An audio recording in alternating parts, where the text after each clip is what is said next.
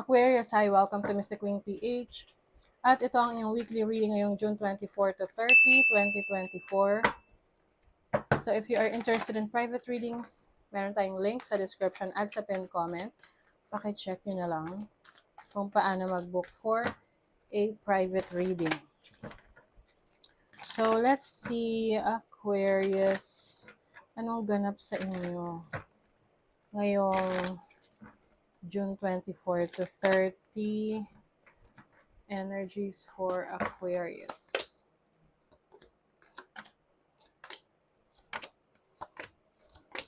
Ang daming trabaho. Aquarius.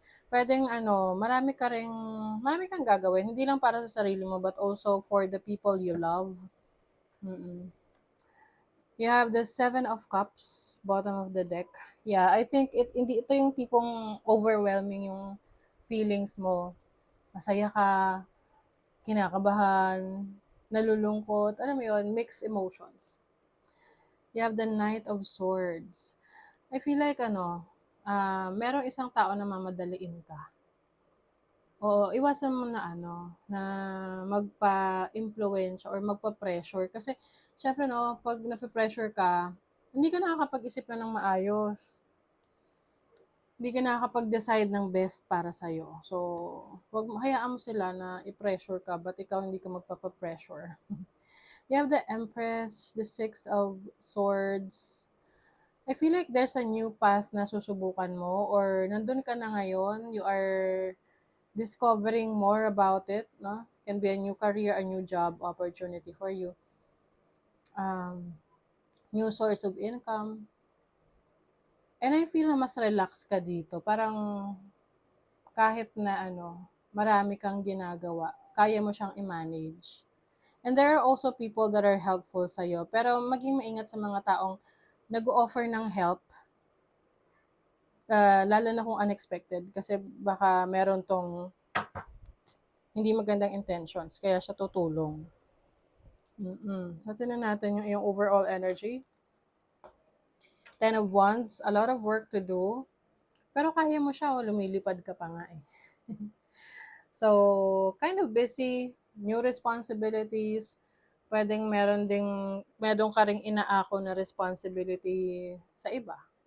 Na tipong responsibility niya yun, pero inaako mo. Ganun ka kabait. But I feel like kahit na ganun, I think gusto mo naman yung ginagawa mo. Na lalo na't nakakatulong ka sa iba. So your challenge is the Wheel of Fortune. Meron kang mga sineset aside na goals, plano mo. Parang yun yung nagsasacrifice dahil sa mga bagay or tao na mas inuuna mo kaysa sa sarili mo. Okay? So, yun yung challenge sa'yo kung paano maibabalance yun. Kasi kung masyado kang sacrificial, puro iba na lang iniisip mo, ibang tao. Paano ka na? Baka dumating yung point na mapagod ka, tapos maapektuhan yung kalusugan mo. And then, kapag ikaw na yung tutulungan, wala na. Wala na yung iba. Hindi na sila willing na tumulong. So, magtira ka para sa sarili mo. Your opportunity, the Four of Pentacles.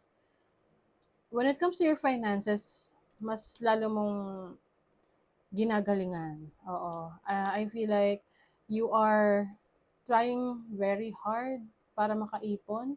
May pinag-iipunan kayo, lalo na yung mga wala pang bahay, sariling bahay dito. Gusto nyo na makapagpundar kayo.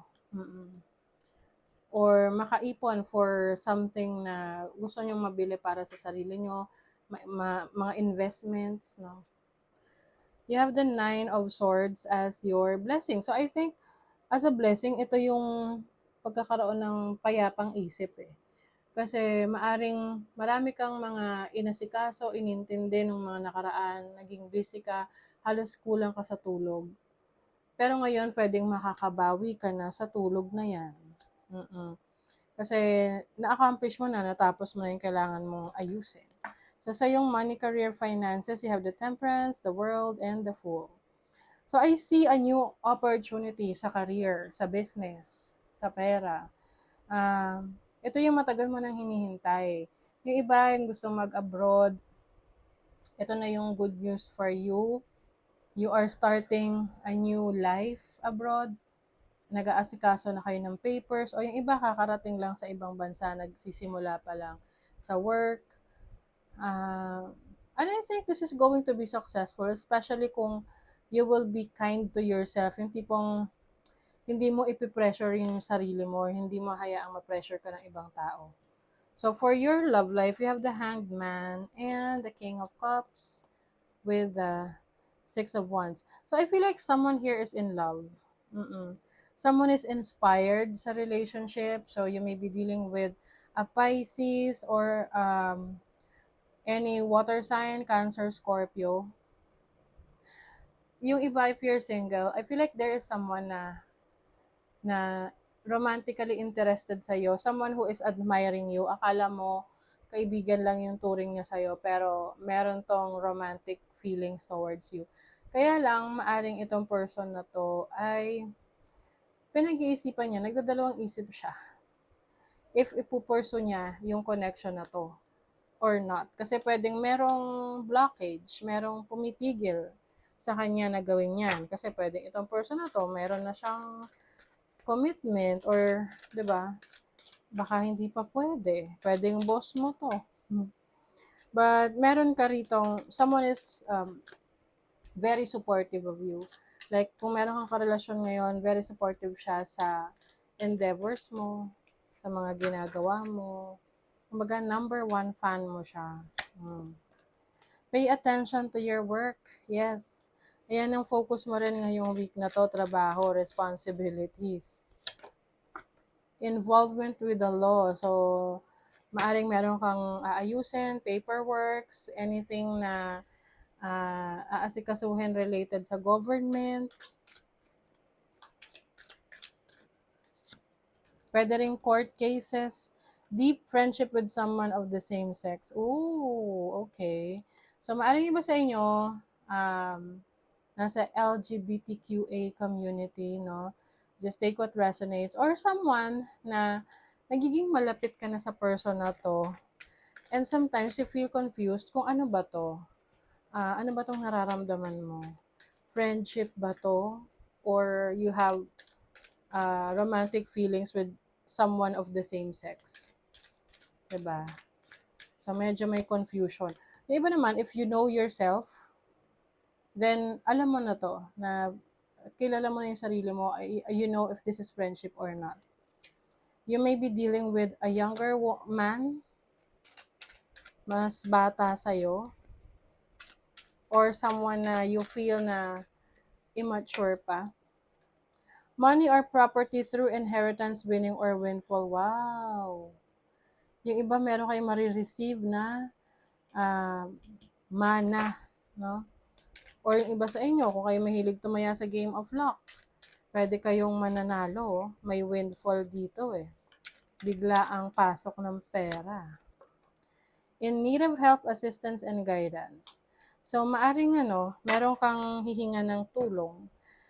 Maaring ito ay someone who is very expert or expert sa bagay na gusto mong malaman. Parang mentor. You want some guidance from this person. You have the 8th house, the South Node in Aries. Ooh, okay. May energy ng person from the past. Pwedeng ito ay magre-reach out sa'yo para bigyan ng closure. Oo. Or meron kang malalaman about a person from the past na magbibigay sa'yo ng closure. Okay. Rituals. Study yourself with simple rituals. Do the dishes, fold laundry, water the plants. Ang dami nga. Busy ka nga. Busy ka, Aquarius. Make a cup of tea, let wisdom sneak up on you. Yeah. So, may mga, you will enjoy yung mga gawain sa bahay na parang part of your, relaxation. May mga ganun eh. No? Halimbawa, stress sila or galit sila, ang gagawin nila, maglilinis sila ng buong bahay. That is something positive about, parang pagko-convert mo ng galit, inis, frustration mo into positive kasi nagiging productive ka. Risk. Oo, ito yung sinabi ko sa inyo na magte-take kayo ng risk. So, pwedeng sa career to. Take a chance. Every risk is a success when you're committed to learning and growth. Wow. Some of you, risk taker ngayong week na to. So, that is your reading, Aquarius. Thank you so much. Bye.